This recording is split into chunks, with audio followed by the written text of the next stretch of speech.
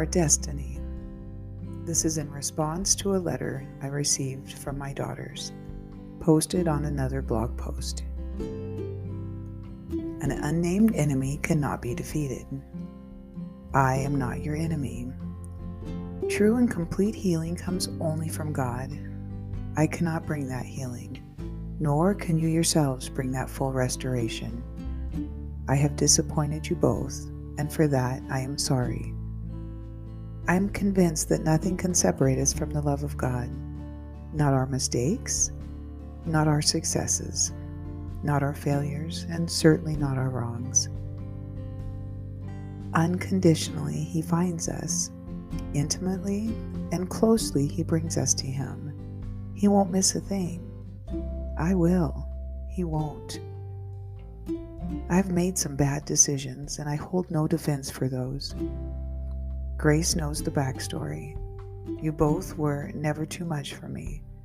It was the unbearable load of suffering and pain that entered my life when I fully opened my eyes to it, to you. I tried to catch moments of reprieve often, but I was fighting. You can trust that I was fighting. God doesn't just hear our prayers when we're good. God hears our prayers every day of our lives, and I was crying out to Him often. Can you remember what we had at the table with your father? The table I prepared dinner for each night? Denial. It was a guest at every evening dinner table we had. You didn't know me, and I couldn't find you, although I tried. Codependency is a beast, and each one of us served that master well in our home. When we left, I ripped off that mask, threw it to the ground, and started being me. I had to. I had been someone else's puppet my entire life. I didn't care what it looked like, but it was going to be me. I'm sure I felt very different to you both.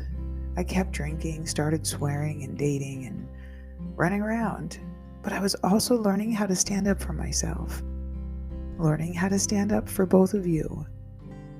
I've not hidden my thorns and scars from you, hoping that by seeing them, you can avoid them for future generations.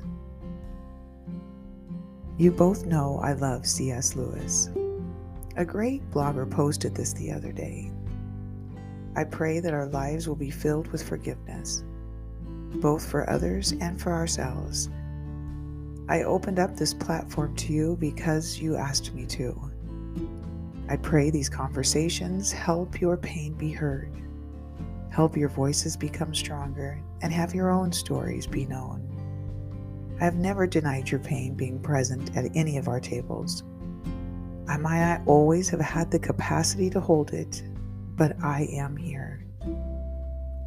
Our destiny is the honesty we bring around this awful subject of incest.